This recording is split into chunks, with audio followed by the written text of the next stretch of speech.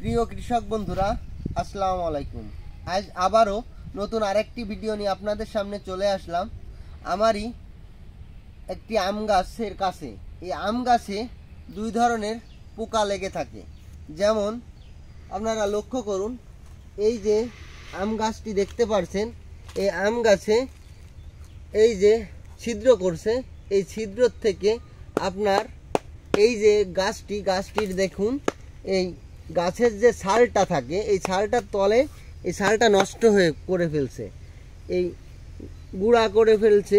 এর ভিতর এই যে এই পোকাটা, এবং এই যে দেখুন গাছের গুঁড়াটা লক্ষ্য করলে দেখা যাচ্ছে যে পোকে ছিদ্র করে যে গুঁড়াগুলো ফেলেছে, এই যে সাইড থেকে ফেলেছে।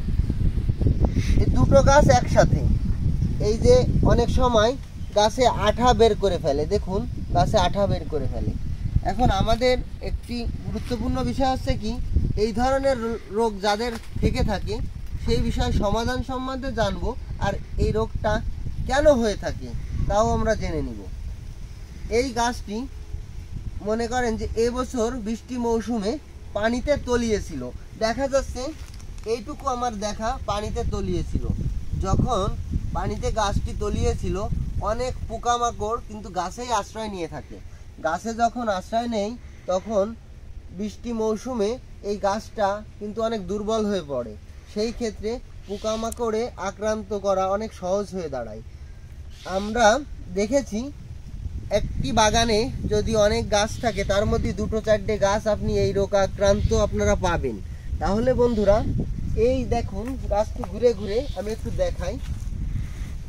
এই দেখুন গাছের আঠা ঝরাচ্ছে, এই যে দেখুন আঠা ঝরানো পোকা, এবং ছিদ্রকারী যে পোকাগুলো এই যে আটা বের করছে। এই গাছে কিন্তু অনেক মুকুল আসছে। এই গাছটি যদি এখন এই মুহূর্তে আমরা যত্ন না করি, তাহলে কিন্তু গাছটি মারা যাবে। এই গাছটি আরও আগে যত্ন করা আমার উচিত ছিল। আমার অনেক কৃষি খামার, আপনারা অনেক ভিডিও দেখে থাকেন।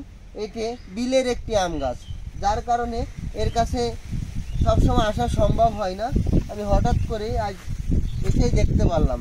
তাহলে আমরা প্রথমত এইটি ঠ্যাক দেওয়ার জন্য আমরা যে ট্রিটমেন্টটা দিব, মনে করেন বড় কোনো ড্রাম বা বড় কোনো মেশিন দ্বারা আমরা গাছে স্প্রে করতে হবে। কি স্প্রে করব? এই যে খুসা পাফা, এই যে পোকে দেখেন এই খুসাটা শুকনা করে ফেলছে। কিছুদিনের ভিতর যদি ট্রিটমেন্ট না করি, গাছটি কিন্তু মারা যাবে। তাহলে আমাদের এইটা প্রথমত কিরাসিন যে তেলটা বাজারে পাওয়া যায়, কিরাসিন তেল আমরা কিনে সুন্দরভাবে আমরা স্প্রে করে দেব। দেখা যাচ্ছে এই যে ছিদ্রটা, আমরা এই ছিদ্র দেখে দেখে আমরা এভাবে স্প্রে করে দেব। এই স্প্রে করে যখন দিব, পুরো গাছটা ভিজিয়ে দিব। কিরাসিন তেল স্প্রে করলে এই পোকাটা বের হয়ে যাবে, মারা যাবে। আর একটা ট্রিটমেন্ট আমি বলে দিই, আপনারা বাজারে টুইতে পাওয়া যায়, টুইতে আপনারা গুঁড়া করবেন। টুইতে গুঁড়া করে 12 ঘন্টা পানিতে ভিজিয়ে রাখবেন। 12 ঘন্টা পানিতে ভিজিয়ে রাখার পরে আপনি চুন, যদি শুকনা চুন কিনে থাকেন, শুকনা চুনও গুঁড়া বানাতে হবে। 2-4 ঘন্টা ভিজিয়ে রাখলেন, কিন্তু নরম চুন কিনলে ভিজানো লাগবে না। আপনারা দুটো মিক্সড করে সুন্দরভাবে স্প্রে করে দিবেন, পুরা গাছে স্প্রে করে দিবেন। এই গাছে তাহলে পোকামাকড় মারা যাবে এবং এই সমস্যা দূর হবে।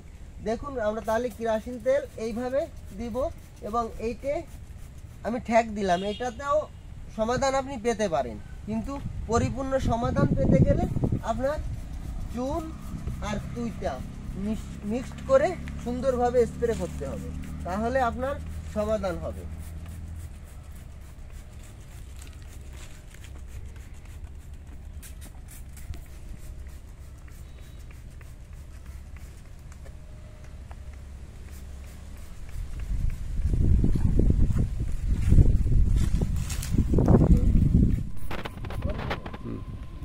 প্রিয় কৃষক বন্ধুরা, আমরা যারা বাড়িতে আম গাছ আছে বা আমরা আম গাছ চাষ করে থাকি, অনেকেই আম ক্ষেত, আমাদের সব সময় লক্ষ্য করা লাগবে এই পোকটা লাগা মাত্রই আমাদের ট্রিটমেন্ট দিতে হবে।